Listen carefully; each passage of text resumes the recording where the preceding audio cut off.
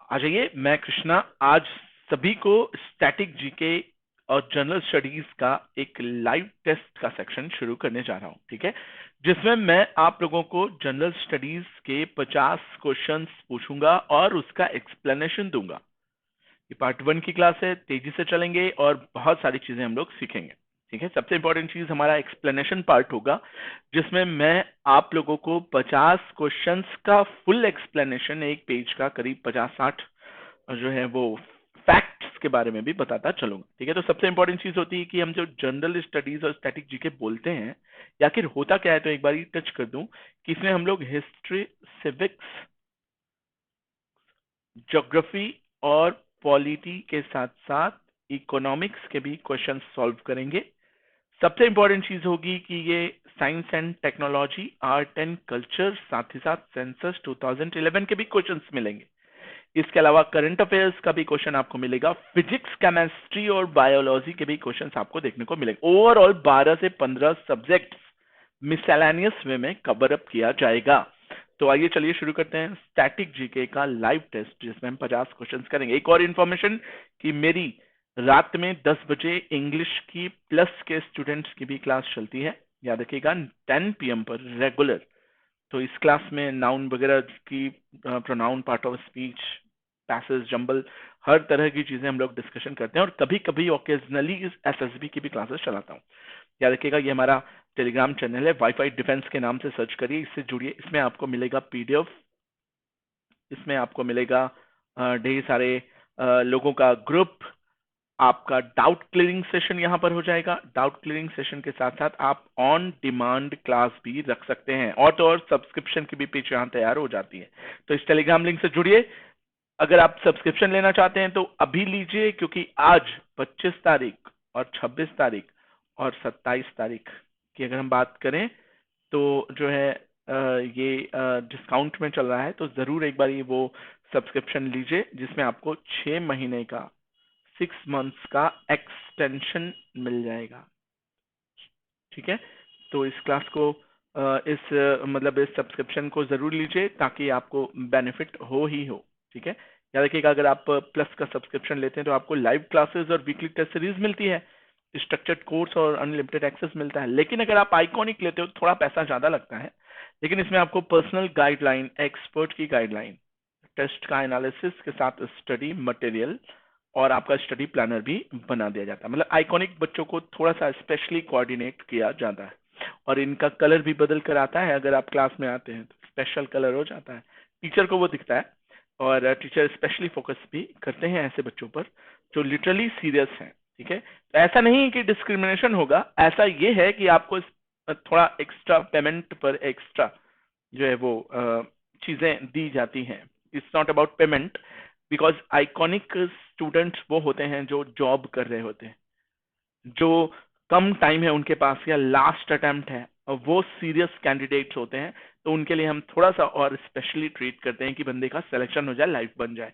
तो ठीक है, मैं सजेस्ट करूंगा कि आइकॉनिक सब्सक्रिप्शन लीजिए, और सब्सक्रिप्शन लेते समय ध्यान रखिए कि 12 महीने के सब्सक्रिप्शन पर ही 6 महीने का एक्सटेंशन है, या 12 महीने के ऊपर 24 महीने, 48 महीने, 36 महीने, ऐसे वाले पर 9। ये आपको दिख रहा होगा कि ये 11,000 का जो है वो रेट है, लेकिन अगर आप कोड लगाते हो मेरा KSS10 और अप्लाई कर देते हो, फिर प्रोसीड टू पे पर जाते हो, तो ये 9,900 का पड़ता है। याद रखिएगा, आइकॉनिक सब्सक्रिप्शन की अगर मैं बात करूं तो ये पड़ता है 13,200 का, और ये अगर आप चाहते हो उस पर कोड लगाकर मेरा KSS10, तो ये 10 का मतलब होता है कि 10% का डिस्काउंट आपको मिल जाएगा। मतलब ये पड़ेगा कम से कम 11,880 रुपए का। 11,880 का पड़ेगा, दिखाएगा 13,200, कोड लगाएंगे तो 11,880 का पड़ेगा। और अगर ये पेमेंट करके आज 25, 26, 27 में आप खरीदते हैं तो डेफिनेटली आपको कम से कम 6 महीने का एक्सटेंशन मिलेगा। इसका ये मतलब हुआ कि आपको 50% और ऑफ मिल गया, 10% के ऑफ के साथ साथ 50% और ऑफ। और अगर आपने क्वाइन इंप्लीमेंट कर दिया तो डेफिनेटली 200-500 रुपए और कुछ छूट मिल जाती है, जैसा आपका क्वाइन है। तो मैं सजेस्ट करूंगा कि आइकॉनिक लीजिए, एक्स्ट्रा बेनिफिट्स उठाइए, जिसमें आपको सीडीएस की बैच में भी इनरोल कर सकते हो, एफकैट या सीएपीएफ तीनों फ्री में मिल जाता है। ठीक है।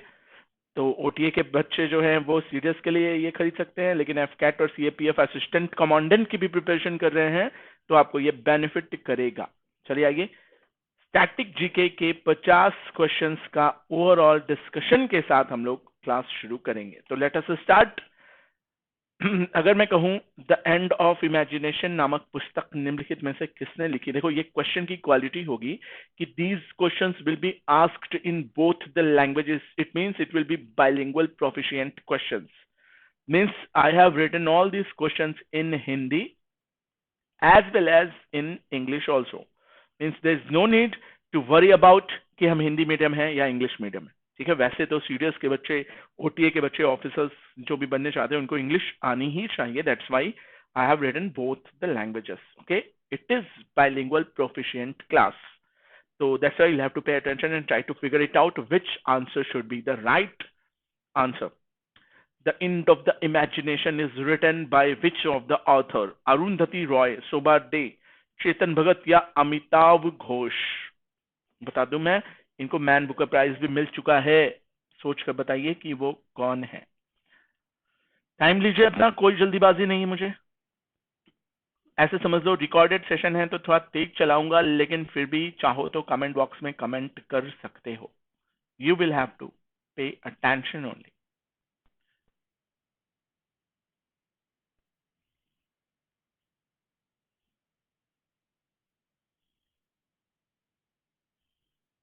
हाँ, और इंग्लिश वो भी चल रहा है। Okay, pay attention and try to figure it out.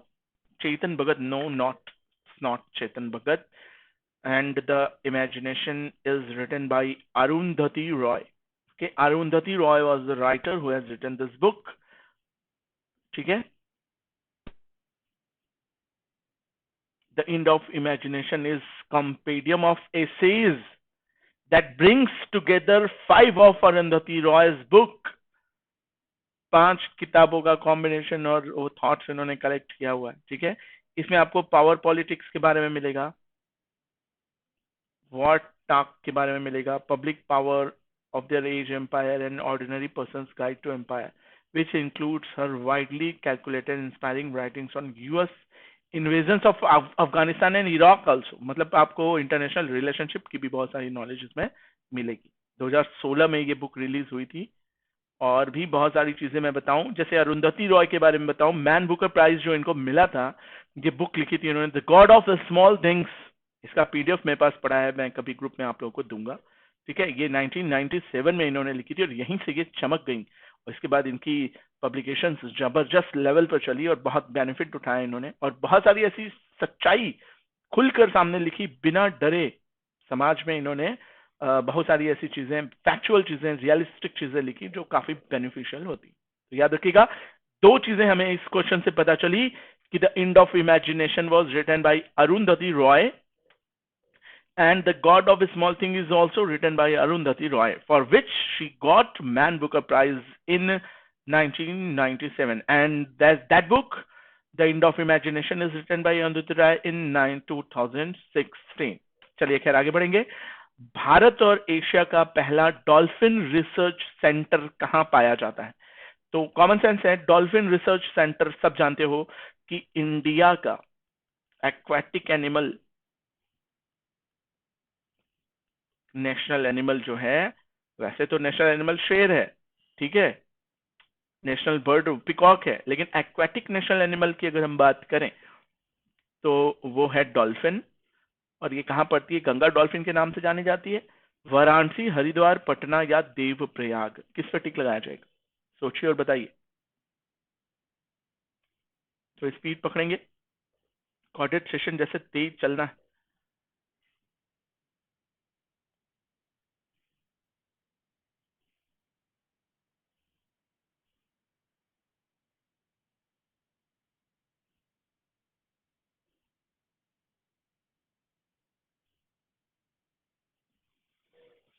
So obviously Patna is the right answer. You people have to give the answers quickly because the quickness and the accuracy makes you perfect and make you qualify in the examination of any kind of government job. So that's why you will have to pay attention and be quick. मन में ही सोच के answer दो, सही रहेगा। भारत और Asia, भले comment में नहीं कर पाते या जो भी है, तो अगर आपको लगता है कि मन में भी सोचे रहो, चेक करो कि क्या आंसर होगा। तो right answer would be Patna, first Indian dolphin research center in Asia. Asia का सबसे पहला है, पटना में एस्टेब्लिश्ड है। It is being set up with the objective to save the endangered species the Ganga dolphin. कहा जाता है कि डॉल्फिन रडार नाम की वेव्स छोड़ती है, और अपनी ब्रेन की कैपेसिटी के अनुसार ये बाकी जानवरों से ज्यादा अपने ब्रेन का यूज करती है, अप्रोक्सीमेटली 10%, और इंसान 3% ही यूज करता है। इसीलिए डॉल्फिन को एक बुद्धिमान प्राणी कहा जाता है। इंडिया में डॉल्फिन गंगा में पाई जाती है और भी विश्व में पाई जाती है। कभी मैं गया था, डॉल्फिन एक बार ही देखा हूं मैं, Indian Ocean and Bay of Bengal, and even मैं अरेबियन सी में भी देखा हूँ। जब कभी आप मुंबई से एलिफेंटा की तरफ मूव करते हो तो आपको ढेर सारी डॉल्फिन्स देखने को मिल जाती, ठीक है। तो एलिफेंटा गुफा वही जो आपकी पड़ती है महाराष्ट्र से चलने।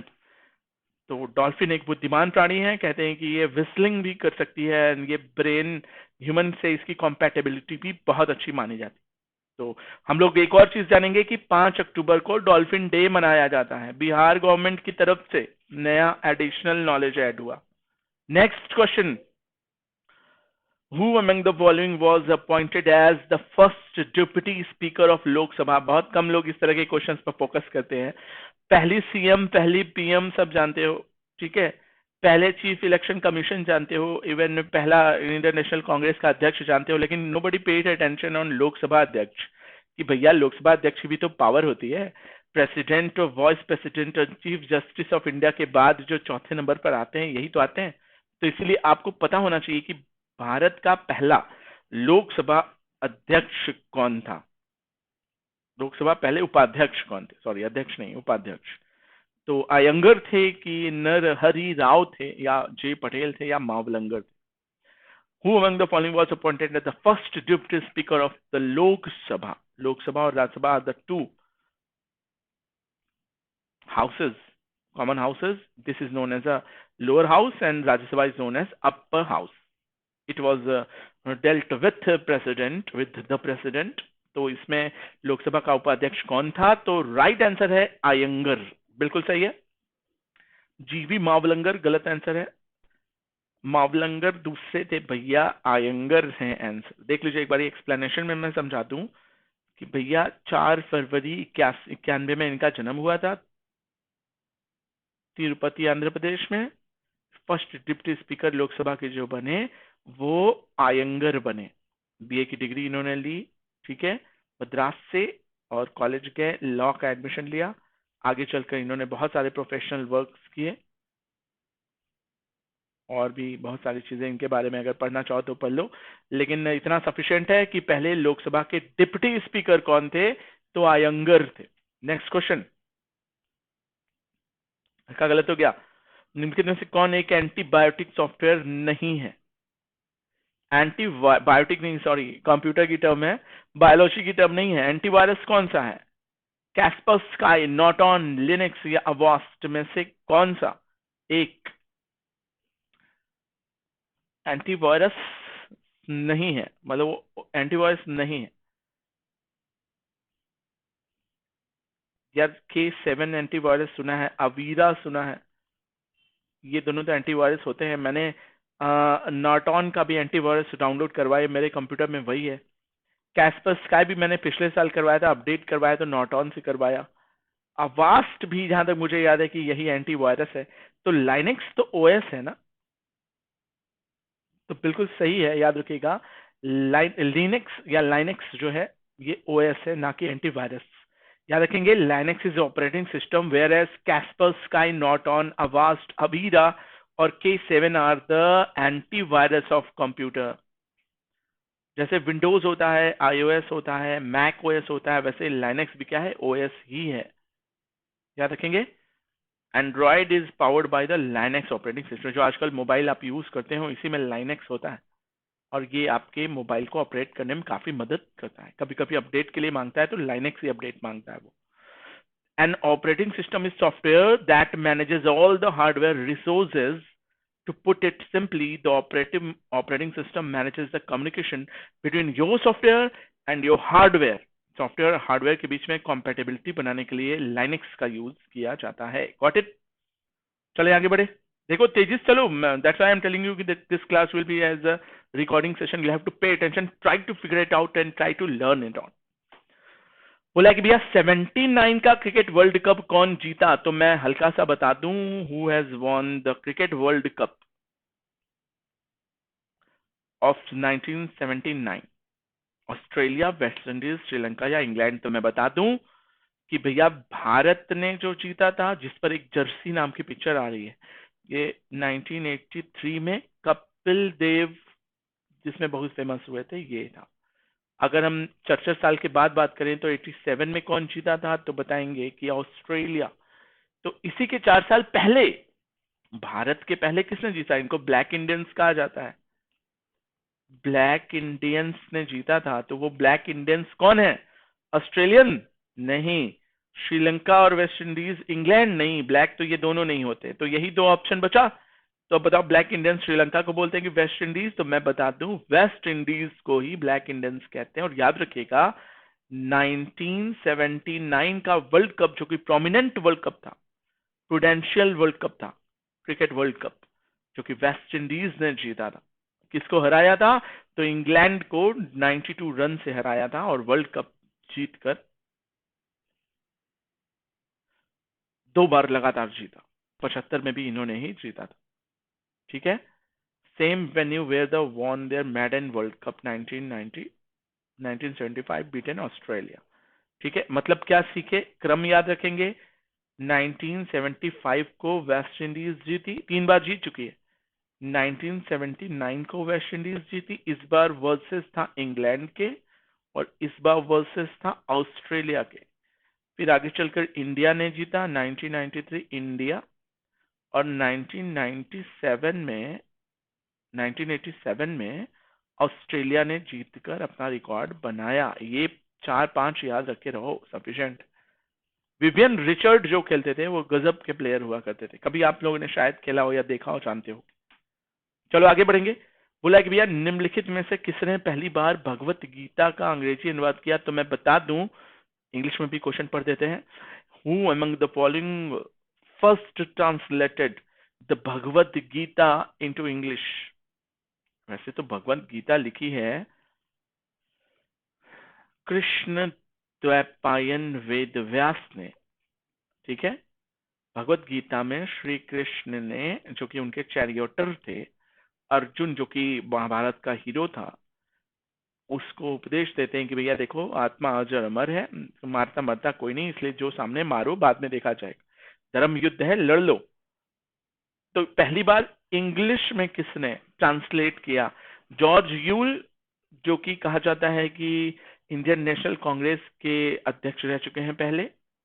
आर्थर स्मिथ, मैक्स मूलर जिनकी अपनी फिलॉसफी है, या चार्ल्स विल्किंसन?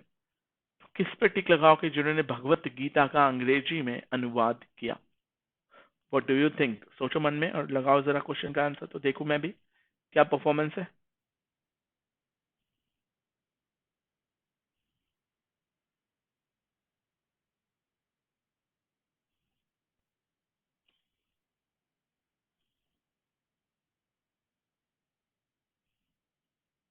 तो मैं बता दूं, याद रखिएगा, चार्ल्स विल्किंसन जो हैं, इन्होंने भगवत गीता को पहली बार संस्कृत, या वो जो लैंग्वेज थी भगवत गीता की, ठीक है, भगवत गीता को संस्कृत से इंग्लिश में ट्रांसलेट किया Charles Wilkinson. He was an English typographer and orientalist and founding member of the Asiatic Society of Bengal के फाउंडिंग मेंबर रह चुके हैं. 1784 में उन्होंने विलियम जोन्स की सहायता से एशियाटिक सोसाइटी ऑफ बंगाल की स्थापना की. देखो एक नंबर का और क्वेश्चन बन गया कि एशियाटिक सोसाइटी ऑफ बंगाल की स्थापना सर विलियम जोन्स ने करी थी और कलकत्ता जो बंगाल बना था, जॉब चार्नक ने बनाया था. इन्हीं को श्रेय जाता है. ठीक है. याद रखिएगा, 2 और क्वेश्चन हमारे प्रिपेयर हुए. कौन सी भाषा में गीता लिखी थी? तो संस्कृत भाषा में. ठीक, किसने लिखा था? तो वो भी मैंने बताया कि भैया कृष्ण द्वैपायन वेद व्यास ने जो है गीता लिखी थी। वैसे तो इन्होंने वेदों का भी संकलन किया था, गीता को भी इन्होंने ही लिखा था। वैसे गीता कही गई है किसके द्वारा? तो मैं बता दूं कि संजय ने पूरा का पूरा ब्रॉडकास्टिंग टेलीकास्टिंग किया था। किसको? पांडु, नहीं पांडु नहीं थे, क्या नाम था? धृतराष्ट्र। धृतराष्ट्र करके एक राजा थे जो कि कौरवों के पिता थे। पांडु जो है पांडवों के पिता थे। तो संजय ने पूरा का पूरा कुरुक्षेत्र के युद्ध को देखकर धृतराष्ट्र को एक्सप्लेन किया कि क्या चल रहा है वहां पर। धृतराष्ट्र अंधे थे तो वो उनको चाहिए था एक्सप्लेनेशन, तो संजय ने उसका सारा एक्सप्लेनेशन किया। मतलब उस समय प्रोजेक्शन हुआ करता था, टेलीपैथी बोलते हैं उसको। Got it? अगला क्वेश्चन देखो, कुछ चीजें एक्सप्लेन इसलिए कर रहा हूं ना कि केवल और केवल एमसीक्यू से काम नहीं होगा, आपको अपना माइंड मैप पर ब्लूप्रिंट बनाना बहुत जरूरी है। एक फ्लो बहुत जरूरी है जिसको हम बोलते हैं बैकग्राउंड, या फिर इसको बोलते हैं फाउंडेशन। कुछ चीजों पर बोलना सीखना बहुत जरूरी है। अगर आप डिफेंस के बच्चे हैं और ऑफिसर बनने जा रहे हैं तो you will have to speak for any topic approximately 3 minutes. आपको लेक्चरेट नाम करके एक एसएसबी में 4-5 दिन के इसमें एक तो वो दिया जाता है कि भैया 3 मिनट तक इस टॉपिक पर कुछ अच्छा बोलो, तभी आपका सिलेक्शन करेंगे। तो किसी भी टॉपिक पर आपको 3 मिनट बोलने के लिए कंटेंट्स चाहिए होते हैं, तब जाकर आपका सिलेक्शन होता है। That's why you have to pay attention on your updated knowledge so that you could speak in that case for approximately 3 minutes. Is that clear? So let us go ahead for the next question, number 7. Which of the following temples is correctly matched with its location? तीन सही, तीन गलत है, एक सही है। कौन सा वाला सही है? मल्लिकार्जुन नाम का एक मंदिर है जो आंध्र प्रदेश में है, बैद्यनाथ उड़ीसा में है, त्र्यंबकेश्वर कर्नाटक में है, या सोमनाथ बिहार में है। तीन गलत है, एक सही है। जो सही वाला है उस पर टिक लगाएंगे और बताएंगे कि सर सही वाला यही है। क्या बोल रही पब्लिक?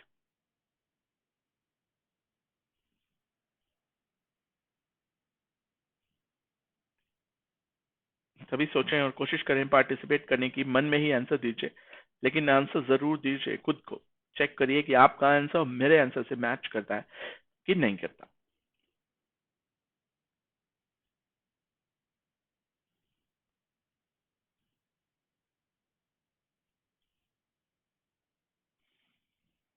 तो बताएंगे राइट आंसर है भैया मल्लिकार्जुन आंध्र प्रदेश में ही पड़ता है। नल्ला मल्ला पहाड़ियां पड़ती है ना, नल्ला मल्ला हिल्स के बाद हैदराबाद के पास कम से कम इतने किलोमीटर दूर है, जो कि आंध्र प्रदेश में पड़ता है, इसी साइलम के पास मल्लिकार्जुन नाम का मंदिर।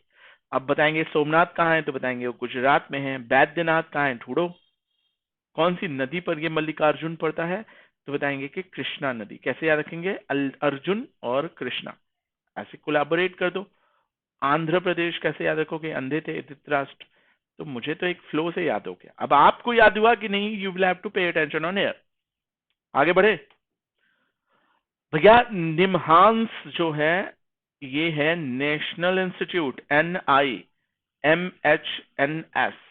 निमहांस मतलब मेंटल हेल्थ और न्यूरो साइंस का जो है हेड क्वार्टर कहाँ पर है, या फिर ये इंस्टीट्यूट कहाँ पर है? इंदौर, कलकत्ता, पुडुचेरी या बंगलुरु? क्या लग रहा? न्यूरो और मेंटल ये दोनों का सेक्शन है, किस पर टिक लगाना चाहोगे?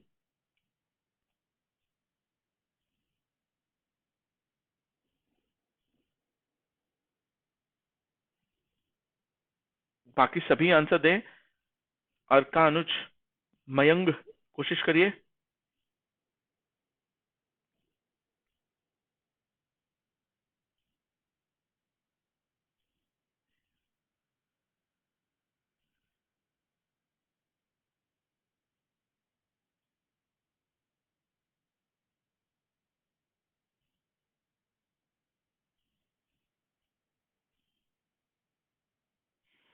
तो राइट आंसर है बंगलुरु, सभी याद रखिएगा।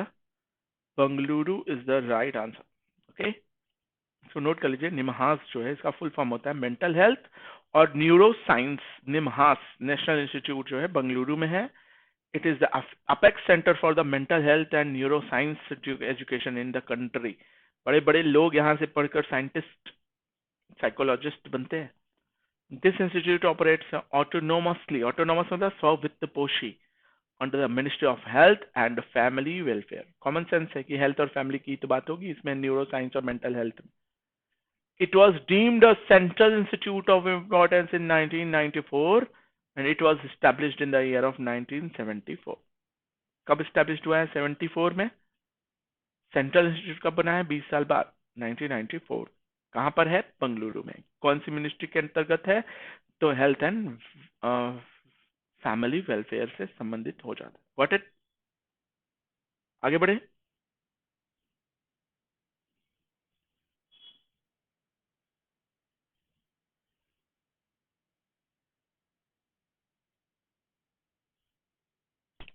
अगला क्वेश्चन ध्यान से देखिए और खुद से करने की कोशिश करिए।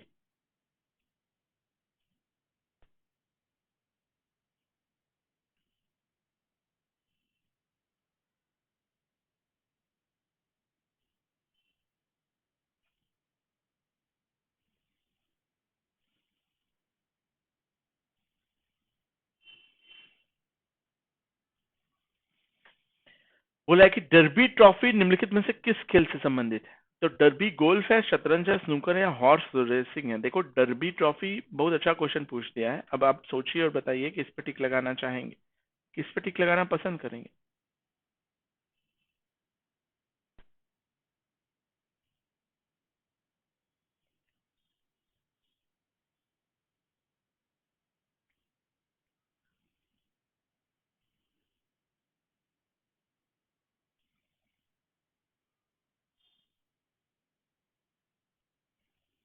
तो बताएंगे कि डर्बी ट्रॉफी 2 मिनट की रेस होती है घोड़ों की, हॉर्स की रेस होती है जिसमें जॉकी होते हैं, हॉर्स जॉकी बोलते हैं उसको।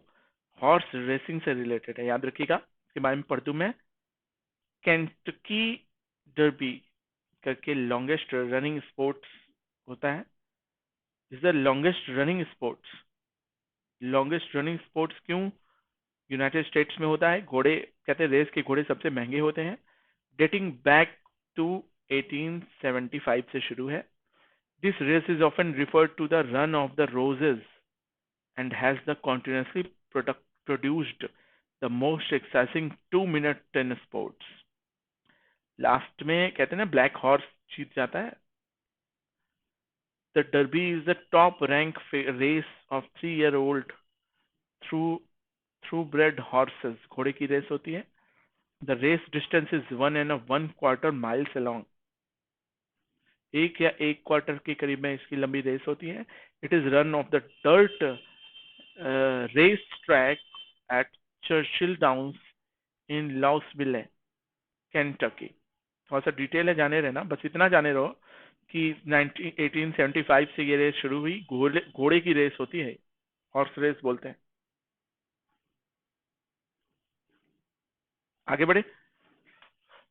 प्रो कबड्डी टीम निम्नलिखित में से कौन सी है?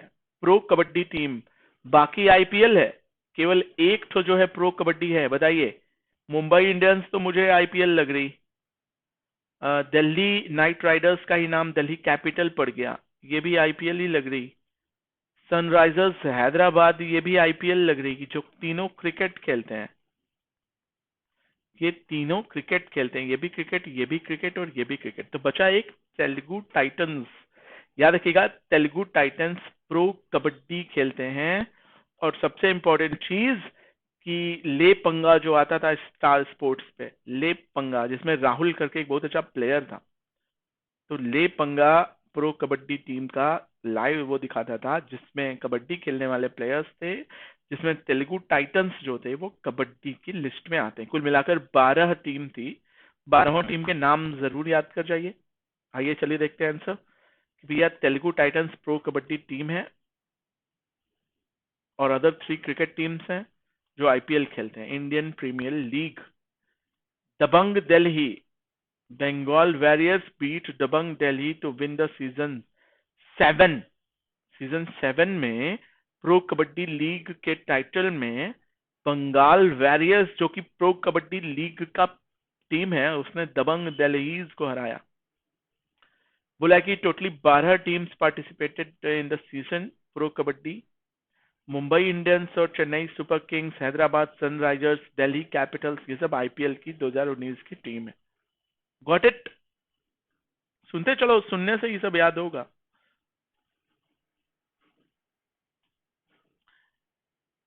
एवरी वोट काउंट्स, इसको इंग्लिश में पढ़ देते हैं, हर एक वोट की कीमत है। The story of India's elections was written by, the story of India's elections written by which person, by whom? तो J.M. लिंगडोह, हामिद अंसारी, नवीन चावला या फिर वाई.एस. कुरैशी। किसने लिखा है एवरी वोट काउंट्स नाम की किताब? The story of India's election, India के इलेक्शन की एक बुक लिखी, एवरी वोट काउंट्स। भैया हर एक आदमी 18 साल के ऊपर जो कि यूनिवर्सल एडल्ट फ्रेंचाइजी के तहत आता है, पहले ये एज 21 साल थी, इसको घटाकर 18 साल कर दी गई। एक अमेंडमेंट हुआ था, 61वां या 59वां, ऐसे ही कोई अमेंडमेंट था, जहां तक मुझे याद है 61वां अमेंडमेंट था ना, 61th अमेंडमेंट के तहत ये बदलकर 18 कर दिया गया। Universal franchise, Nelson Mandela South Africa के, याद होंगे सभी को, इन्होंने ये आवाज उठाई थी और गोरे काले का भेद खत्म करके हर एक आदमी के वोट को इंपॉर्टेंट बनाया, चाहे काला हो चाहे गोरा। एवरी वोट काउंट्स के नाम पर उन्होंने बुक लिखी। तो वो थे नवीन चावला, जो कि खुद सेंट्रल इलेक्शन कमिश्नर रह चुके हैं। नवीन चावला बहुत फेमस थे, पर्सनालिटी थे। You will have to know about him, you must know about him. चलें आगे बढ़े। तो चलिए अगला क्वेश्चन देखिएगा। अगला क्वेश्चन क्या कहता है? वैसे नवीन चावला के बारे में, श्री नवीन चावला के बारे में सुन लीजिए कि every vote counts the story of India's education elections, chief election commissioner रह चुके हैं। Harper Collins India, the book is published by Harper Collins India. मतलब जो अगर हम पूछेंगे नवीन चावला की जो बुक थी एवरी वोट काउंट्स, ये किसके द्वारा पब्लिश की गई, कौन सा प्रकाशन था उसका, तो बताएंगे हार्पर कॉलिंस जो थे इनके द्वारा प्रकाशित की गई थी। Every vote counts in fascinating,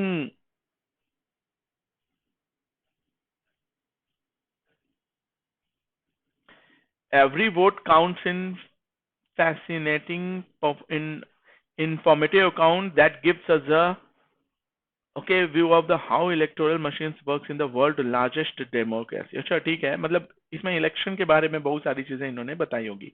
अभी की बात करें तो सुनील अरोड़ा जो हैं 23वें चीफ इलेक्शन कमिश्नर बने हैं। And the two other election commissioners are Ashok Lavasa और सुशील चंद्रा। याद रखिएगा, चीफ इलेक्शन कमिश्नर के साथ साथ दो और कमिश्नर वो सपोर्टर होते हैं। तो वो कौन है? अशोक लवासा और सुशील चंद्रा। इसको नाम याद कर लो सुनील अरोड़ा के साथ। अगला क्वेश्चन क्या कहता है कि भैया भारतीय संविधान के 10वीं अनुसूची, जिसमें आपने सुना होगा एंटी डिफेक्शन लॉ, अगर आप दल बार बार बदलते हैं तो आपके ऊपर कुछ बैन और प्रोहिबिशन लग सकते हैं। तो ये बैन और प्रोहिबिशन कौन लगाता है? भारतीय चुनाव आयोग, लोकसभा का अध्यक्ष, राष्ट्रपति या उपराष्ट्रपति? किसके हाथ में ये पावर होती है? फिर से पढ़ देता हूं मैं। One on any issue pertaining to the disqualification of any member of Lok Sabha under the 10th schedule of Indian Constitution, the final decision is taken by Election Commissioner of India, Speaker of Lok Sabha, President of India, the Vice President of India. What do you say about it?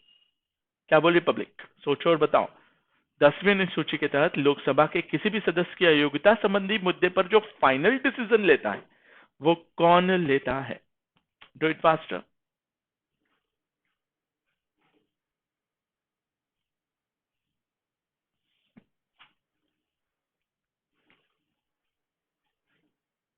तो याद रखिएगा, वो right answer है। अध्यक्ष जो होते हैं लोकसभा के, उनके पास ही ये पावर होती है। और याद रखिएगा, ये जो 10वां अमेंडमेंट हुआ था, सॉरी 52वां अमेंडमेंट जो हुआ था, यही 52वां अमेंडमेंट 10th स्केड्यूल को जोड़ता है। याद रखिएगा, ठीक है। 10वां शेड्यूल किससे संबंधित है? Anti defection law. 9वां किससे संबंधित है? तो बताएंगे ये पहला अमेंडमेंट हुआ था। फर्स्ट अमेंडमेंट जो हुआ था वो 9th शेड्यूल को जोड़ता है। बेसिकली जो ओरिजिनेटेड ऑफ द कॉन्स्टिट्यूशन था उसमें केवल 8 शेड्यूल थे, याद रखिएगा 8 ही शेड्यूल्स थे। 9वां जो है वो पहले अमेंडमेंट के तहत जोड़ा गया, 10वां जो है वो 52वें अमेंडमेंट के तहत जोड़ा गया। 9वां जो था वो भूमि अधिग्रहण से संबंधित था, 10वां जो था वो एंटी डिफेक्शन लॉ दल बदल कानून से संबंधित था। 11वां भी जोड़ा गया, याद रखिएगा 73वां संविधान शोधन, जो कि माना जाता है कि पंचायती राज्य से संबंधित था। ठीक है, और 11वां जो है वो 74वां अमेंडमेंट एक्ट था। 12वां शेड्यूल जो है, मतलब 9, 10, 11, 12 4 शेड्यूल और जोड़े गए, वो 74वें संविधान संशोधन म्युनिसिपल कॉरपोरेशन से रिलेटेड हुआ करता था। 1991, 92 एंड 93 की कहानी है ये। तो इतने एडिशनल सेक्शंस भी जानो, ठीक है, और ये सारी फाइनल पावर की एंटी डिफेक्शन लॉ को जो फॉलो कर रहा है उसका अंतिम निर्णय जो होता है वो लोकसभा के स्पीकर डिसाइड करते हैं कि कौन रहेगा कौन नहीं रहेगा। नेक्स्ट क्वेश्चन, बढ़ती का नाम जिंदगी, ये एक टैगलाइन है किसी बैंक की।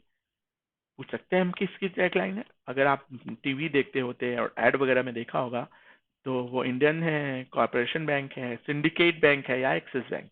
क्या बोल रही पब्लिक?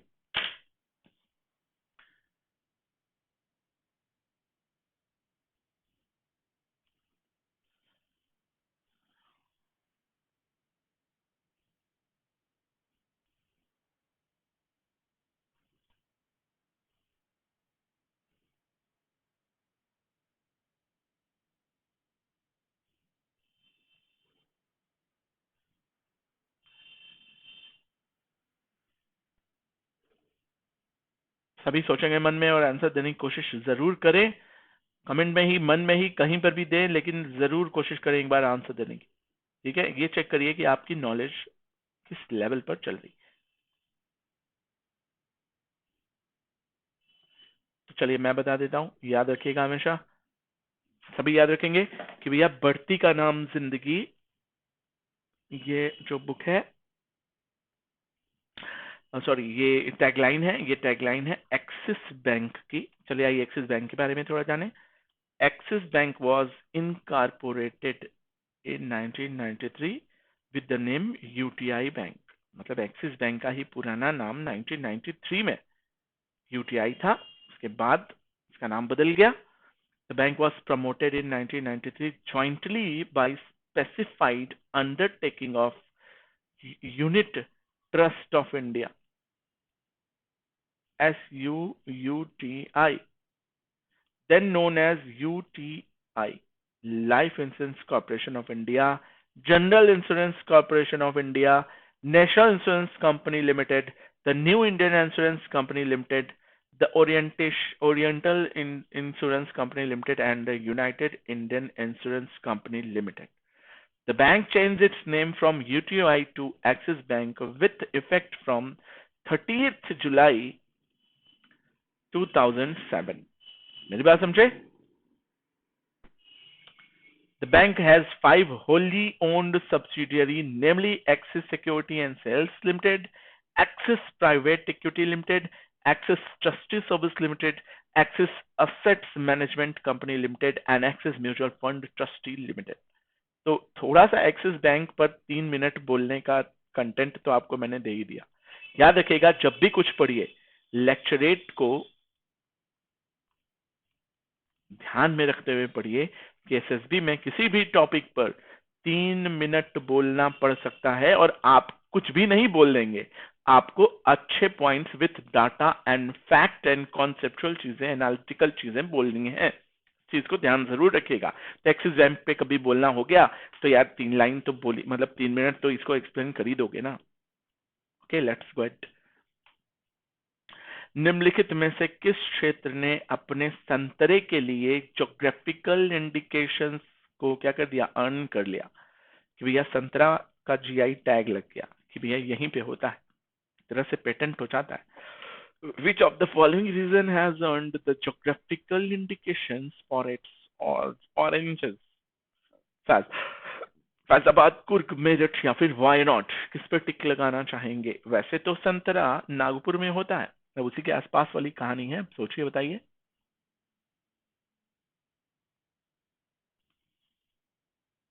कोशिश करिए मन में आंसर देने की।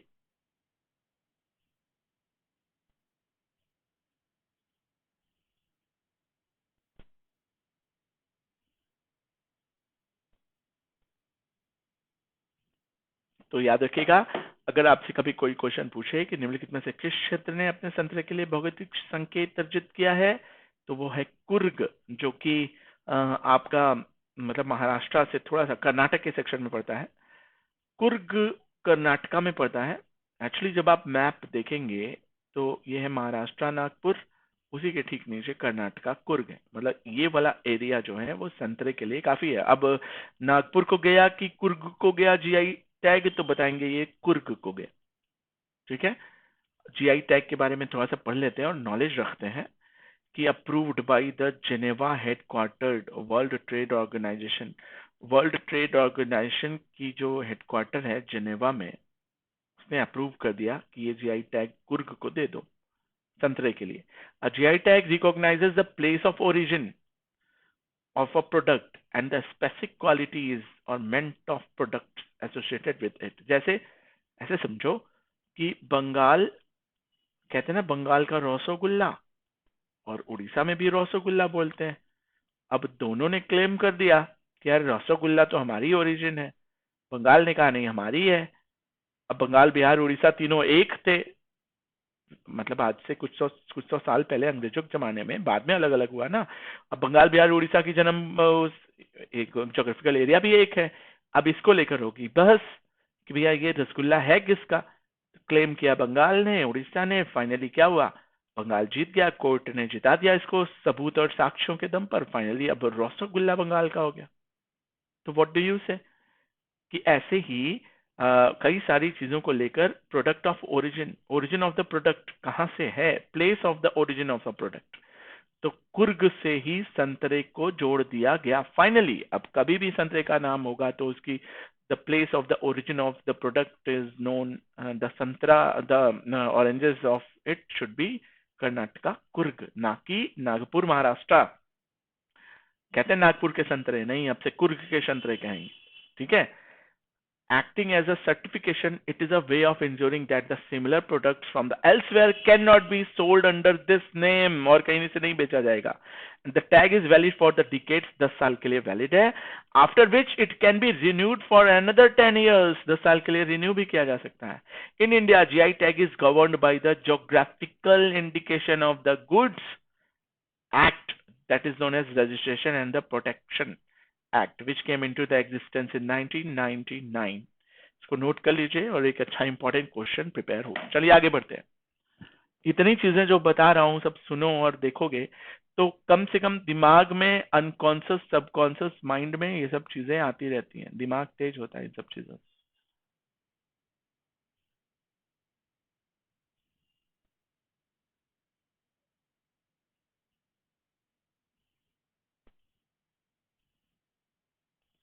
चले आगे बढ़े।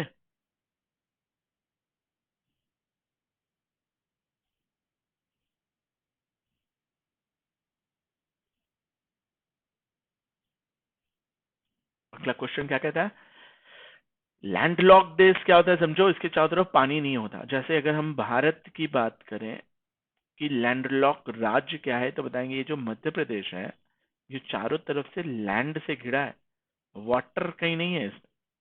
तो लैंडलॉक राज्य नहीं पूछा है। विश्व में लैंडलॉक देश सीरिया है, मंगोलिया, वैसे तो बहुत से हैं लेकिन चारों ऑप्शन में कौन सा है?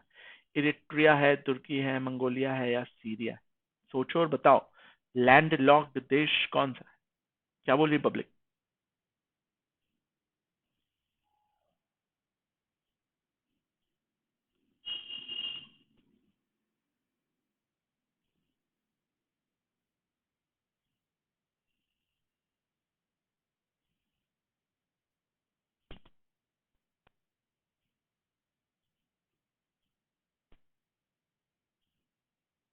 तो बताएंगे कि भैया जो ये लैंडलॉक्ड देश है वो है मंगोलिया, चाइना के पास पड़ता है, याद रखिएगा। ये यहीं से मंगोली लोग, मंगोलों का आक्रमण होता रहता था। कहा जाता है कि मुगल्स जो थे ये मंगोलों की ही पूर्वज रहे हैं, और कई सारे मंगोलों को भारत में न्यू मुसलमान बनाकर भी संरक्षण दिया गया। कहते हैं कि अलाउद्दीन खिलजी, जो कि बहुत खतरनाक आदमी था, इसने सीरी के किला पर, ठीक है, मंगोलों की 1000 मंगोलों की मुंडी काट कर टांग दी थी कि बेटा देखो, और दोबारा यहाँ अटैक करने की सोचना मत, क्योंकि जो अटैक किया उसकी मुंडी ऐसे टांग दी है। ठीक है। तो मुगल से ही, मंगोलों से ही मुगल्स बना। ठीक है। और मंगोल जो होते हैं वो चाइना वाले सेक्शन में रहते थे। बड़ी खूंखार जाति कहा जाता था, लोग इनसे डरते थे। इनके प्रोटेक्शन अटैक से, जब भी अटैक होता था, जैसे चंगेज खान, या फिर आपने सुना होगा तैमूर लंग, ये सब बड़े खतरनाक मंगोली अटैकर्स होते थे। लूट पाट मार काट ये सब करना इनका पेशा था। मतलब इनको गला काटने में जरा सा भी नहीं सोचना होता। समझ गए?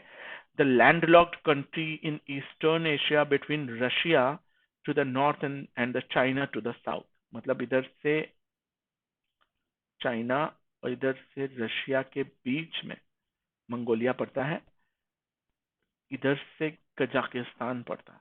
समझे? ईस्टर्न और एशिया वाले सेक्शन में पड़ता है, इतने किलोमीटर की रेंज में फैला हुआ है। A landlocked country is a sovereign state that has no connected territory with the world ocean. किसी भी ओशन से इनका कोई कनेक्शन नहीं होता।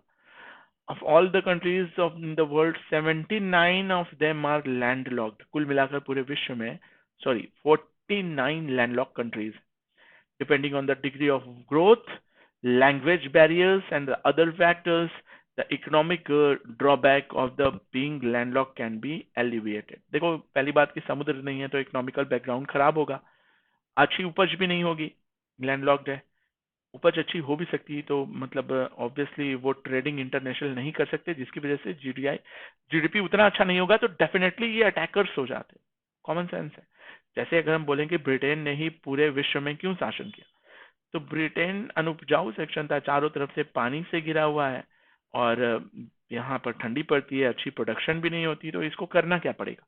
मर जाए, या फिर ये किसी पर डिपेंडेंट हो जाए, पैरासाइट बन जाए, भीख मांगकर खाए, या फिर उसके ऊपर अटैक करके उसका सेक्शन को अपने पर जीत ले।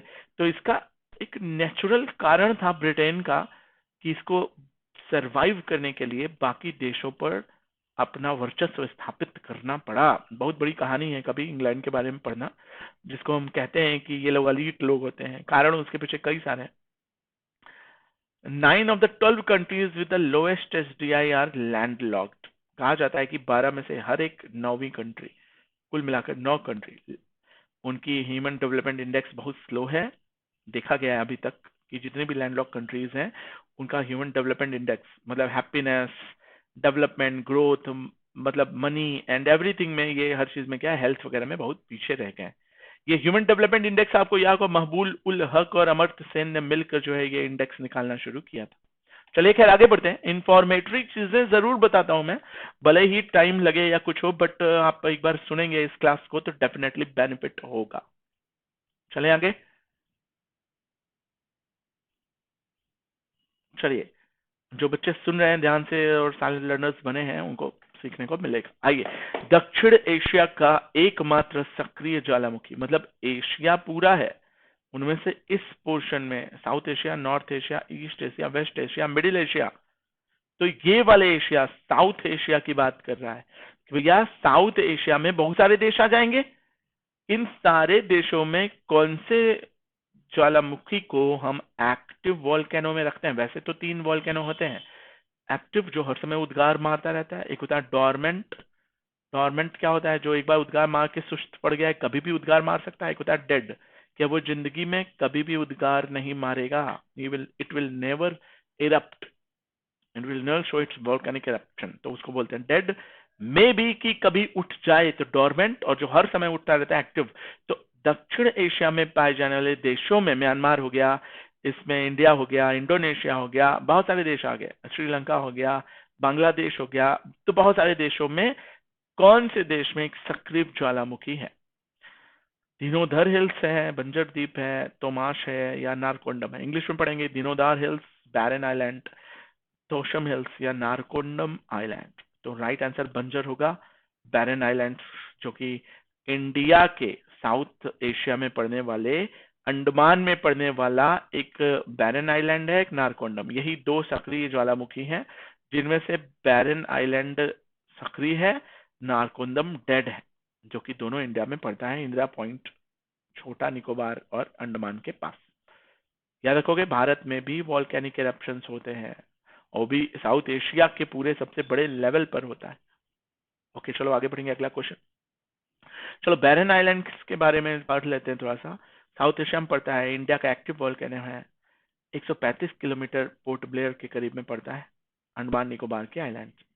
1787 में जो है ये इरप्ट हुआ था, आगे भी इरप्ट होता रहता है, बीच बीच में उद्गार मारता रहता है। 1991 में भी इरप्ट हुआ था, 150 साल बाद। The most recent episode was spotted in 1970, यार अभी कुछ दिन पहले, ठीक है, जनवरी में 2017 में इरप्ट हुआ था। South Asia 8 Asian countries. अब साउथ एशिया में कितनी कंट्रीज आती हैं, तो मैंने नाम लिया था ना, इंडिया, पाकिस्तान, बांग्लादेश, श्रीलंका, नेपाल, अफगानिस्तान, भूटान, मालदीव्स। याद रखना ये 8 कंट्रीज पड़ती हैं साउथ एशिया में, नाम याद जरूर रखना। अगर हम पूछें कि ये भैया ये बैरन आइलैंड्स कितने किलोमीटर का एरिया कवर अप करता है, इतने किलोमीटर का, माइल्स का, द एंटायर रीजन। अच्छा, साउथ एशिया का ये बता रहे, ठीक है, बैरन आइलैंड्स का नहीं बता रहा। Is that clear? Get got it? चले आगे बढ़े, अगला क्वेश्चन क्या कहता है देखिएगा। सब जानते हो कि प्रिजर बायोपिया, प्रेस बायोपिया, मायोपिया होता है, बायोपिया होता है, ठीक है, दूरदृष्टि दोष, निकट दृष्टि दोष। तो जब कभी भी बोले कि जरा दूरदृष्टि दोष, इसको हम इंग्लिश में बोलते हैं प्रेस बायोपिया। इसको सही करने के लिए किस तरह के लेंस यूज करते हैं? Which kind of lens are commonly used for correcting the presbyopia? क्या कॉनकेव या कन्वेक्स, या फिर बाइफोकल, या फिर सिलेंड्रिकल लेंस? कॉनकेव होता है ये वाला लेंस, इधर से पेंटेड होता है। कन्वेक्स होता है ये वाला लेंस, इधर से पेंटेड होता है, समझे? बाइफोकल क्या होता है? ये वाला लेंस, इसमें कॉनकेव भी होता है, कन्वेक्स भी हो जाता है। बेलनाकार जो होते हैं सिलेंड्रिकल लेंस होते हैं ऐसे, ठीक है।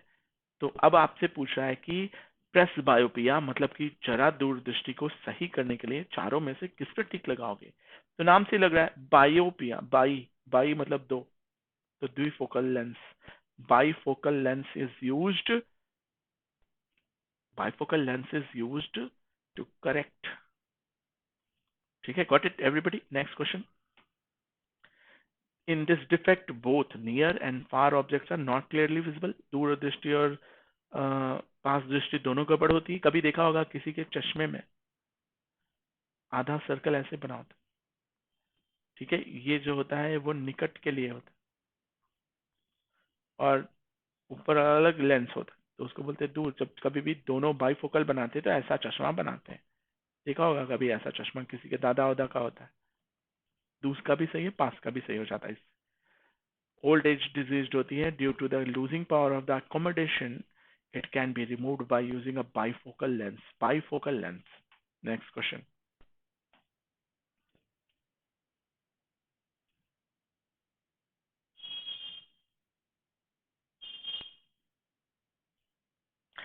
उड़ान के मैं ध्यान रखूंगा, मैं ध्यान रखूंगा कि और भी, एक्चुअली ये जो है वो स्टैटिक जीके का पार्ट है ना, स्टैटिक जीके के पार्ट में मैं आप लोगों को मिसलेनियस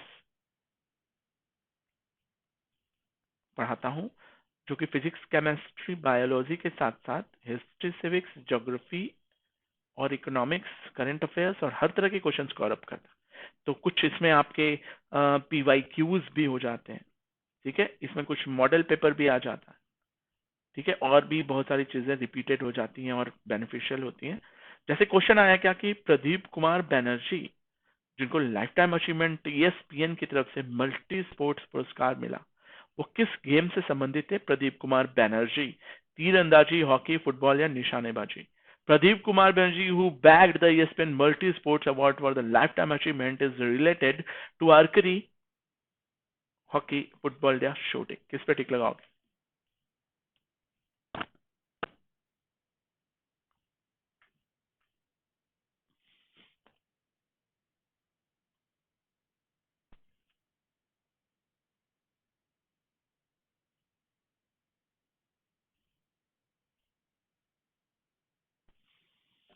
तो याद रखिएगा भैया कि प्रदीप कुमार बनर्जी जो थे वो फुटबॉल खेलते थे, ठीक है। बोला कि ESPN multi sports award recognised achievement across 11 categories of which winners across 10 categories were selected by an independent 14th member jury. 14 लोगों ने मिलकर 11 कैटेगरीज के लिए सिलेक्शन किया। जो विनर्स हैं वो कौन है? नीरज चोपड़ा एथलेटिक्स, जिन्होंने भाला फेंका था, ये sport person of the year कहे गए ESPN की तरफ से।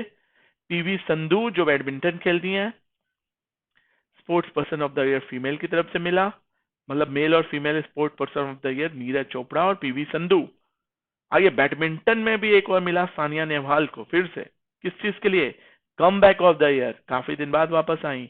और शूटिंग के लिए जो मिला जसपाल राणा को मिला। याद रखिएगा coach of the year, Dronacharya category में आते हैं ये। चलिए नेक्स्ट क्वेश्चन। बारानी हमारी एग्रीकल्चरिंग से रिलेटेड, आप अच्छे से जानते हो, आर्ट एंड कल्चर के साथ साथ एग्रीकल्चर, एनिमल हस्बेंड्री के क्वेश्चंस और इन्वायरमेंट के क्वेश्चंस बहुत जरूरी लेवल पर हर कैटेगरी के एग्जाम में पूछे जा रहे हैं। तो the question is asking that what is the terminology meaning बरानी। अब बताइए बरानी का मतलब क्या है? ये एक भैया किसान के बच्चे हैं, दो ही चीज आती है हमें, या फिर हम जवान बनेंगे डिफेंस में जाएंगे, या फिर हम किसान बनेंगे बिजनेस शुरू करेंगे। यही दो चीजें आती हैं, सेवा या देश की सेवा। बिजनेस करते हुए सेवा, ये डायरेक्ट सेवा है जान देकर। ये है कि बिजनेस भी हो जाता है और सेवा भी हो जाती है। तो किसानी तो ज्यादा बुद्धिमानी, वैसे भी भारत एक कृषि प्रधान देश है। तो मुझे बताओ बरानी के किस चीज से संबंधित है? सिंचित इरिगेशन से, शुष्क ड्राई फार्मिंग से, वर्षा पर आधारित रेनफॉल से, मिश्रित मिक्स तीनों को मिलाकर बरानी क्या होता है? सोचो जरा, आंसर सोचो, बताओ।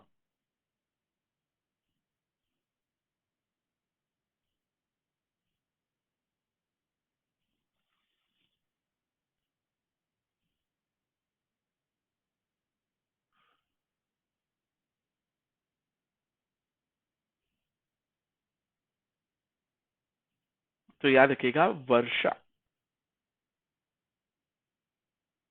वर्षा से रिलेटेड जो वर्ड है, वर्षा पर आधारित कृषि को बरानी कहा जाता है। जैसे लगान पिक्चर में देखा होगा, जब तक बारिश नहीं हो रही थी खेती नहीं हो रही थी, जब बारिश होगी तभी खेती होगी। बट कुछ आजकल एडवांस जो है वो हो गए हैं कि कैनल बना देते हैं, नहर से खेती करते हैं। आपने सुना होगा कि ड्राई खेती भी होती है कि केवल जड़ों में पिन करके, इंजेक्ट करके, नहीं, तरह तरह की डिप डिप इरिगेशन सुना होगा, ठीक है। और भी बहुत तरह के इरिगेशन होते हैं। चलिए आगे बढ़ते हैं। तो barani terms refers to the agriculture area that depends on the rainfall and for cultivation. Baran means होता ही है रेन, एक पर्शियन भाषा है।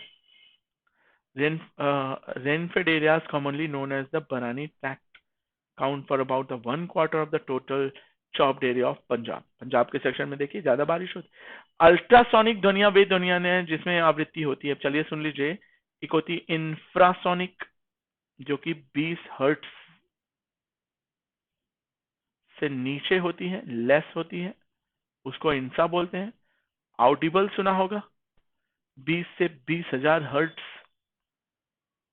के बराबर होती है।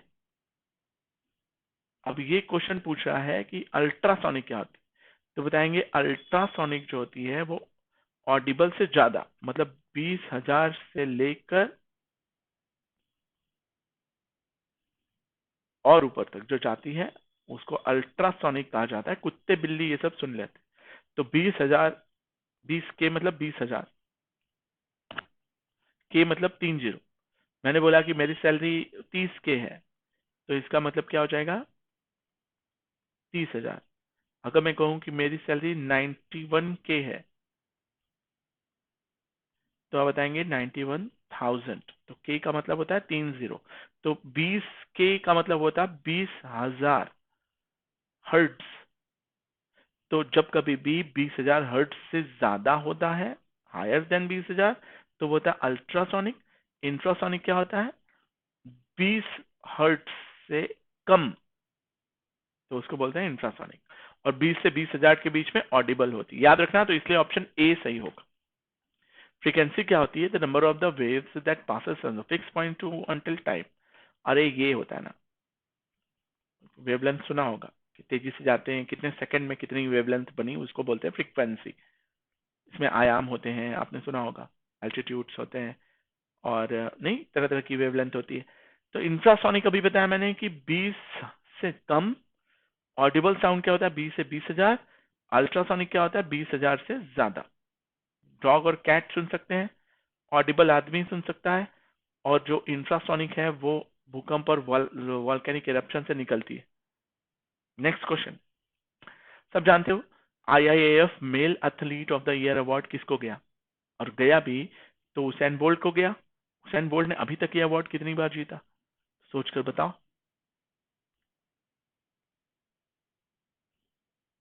हुसैन बोल्ट ने अभी तक ये अवार्ड कितनी बार जीता?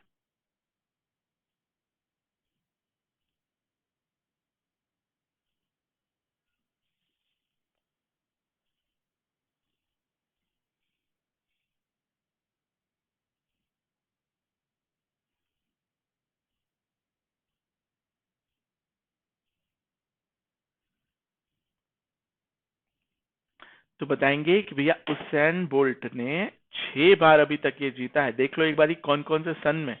हुसैन बोल्ट के बारे में बता दूं, बहुत तेज दौड़ते हैं, जमाइका के हैं, लेकिन यूथोपिया के अल्माज अयाना जो हैं, who broke the 10,000 meter world record by over 14 seconds in winning the Olympic gold in Rio de Janeiro this summer and won the female award।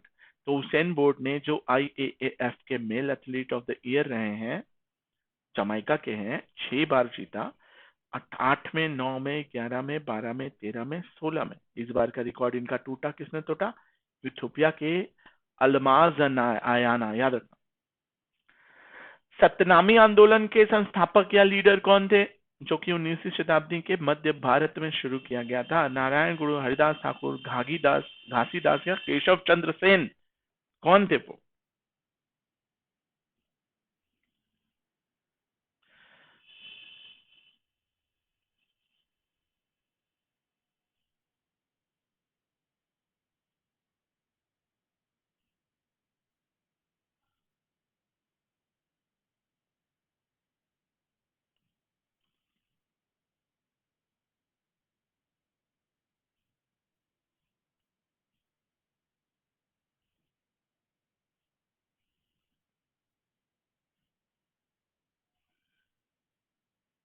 किससे टिक लगाओगे?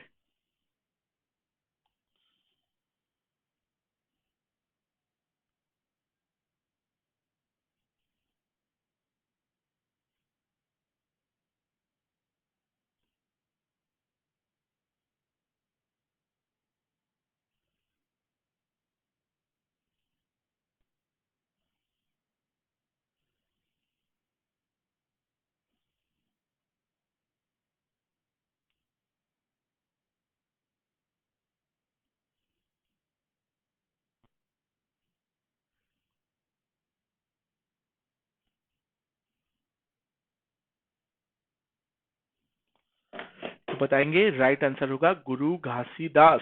याद जरूर रखेगा। चलिए खैर आगे बढ़ते हैं और देखते हैं अगला क्वेश्चन क्या है। The most important Satnami group was founded by 1920 in Chhattisgarh region of the Middle India by Ghasidas. He was a farmer servant and the member of the Chamar caste. Now that is now known as scheduled caste tribes.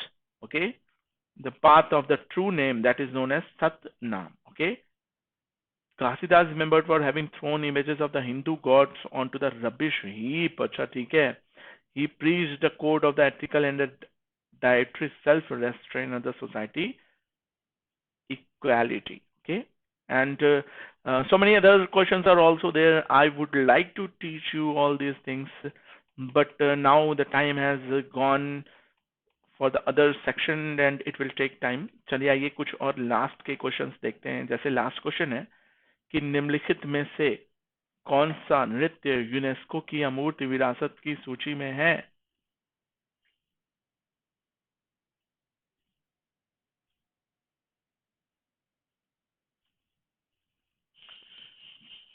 तो बताएंगे।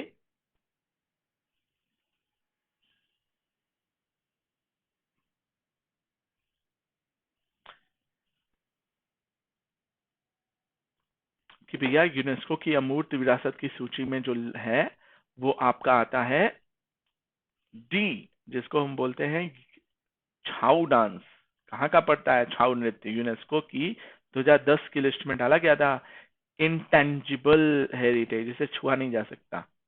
देखो दो तरह के होते हैं, tangible जैसे कोई प्राकृतिक चीज है जिसे छू सकते हैं, जैसे ताजमहल।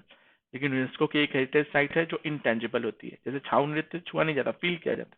छाऊ is a unique form of the masked dance presented royal of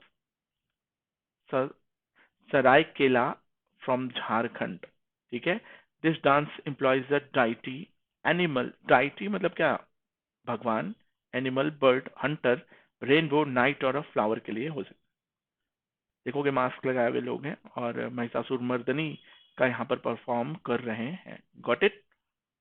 Mahishasura Mardani. Okay, clear? आगे बढ़े।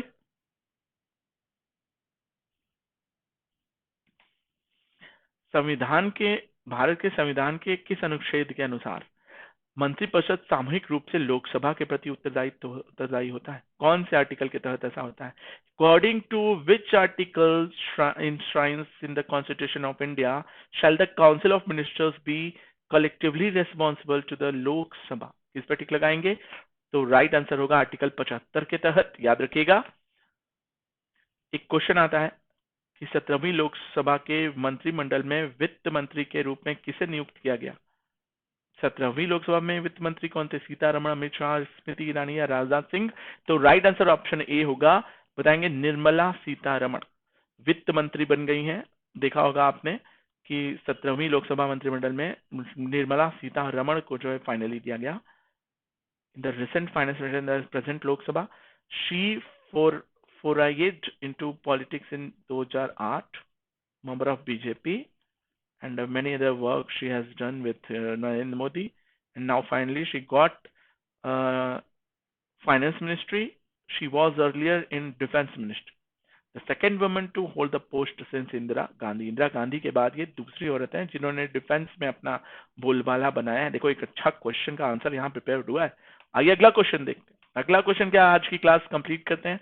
काफी बढ़िया सेशन गया, काफी चीजें हम लोगों ने डिस्कशन करी और अगली क्लास के लिए सभी तैयार रहेंगे। ये हमारा वाईफाई डिफेंस एग्जाम का, let's crack wifi defence exam का टेलीग्राम चैनल है, जिसमें आपको मिलेगा पीडीएफ, आपको मिलेगा ऑन डिमांड क्लास, एक अच्छा ग्रुप, सब्सक्रिप्शन की पेजेस से तैयार होती है। कोड लगाओ मेरा KSS10, 10% का डिस्काउंट पाओ। याद रखेंगे प्लस का एजुकेशन अगर सब्सक्रिप्शन लेना है तो live classes, weekly test series मिलती है।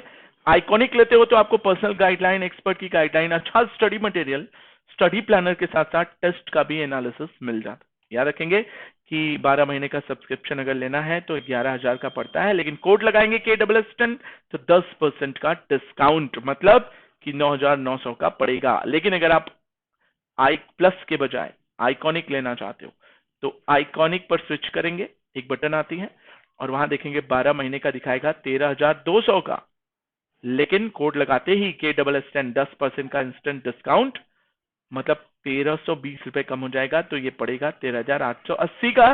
That will be literally beneficial for you. Try to purchase it now. आज के लिए थैंक यू। चैनल को लाइक एंड सब्सक्राइब जरूर करिए, बेल आइकॉन दबाइए और पीडीएफ डाउनलोड करना चाहते हैं तो हमारे टेलीग्राम चैनल से जुड़िए और लोगों को बताइए कि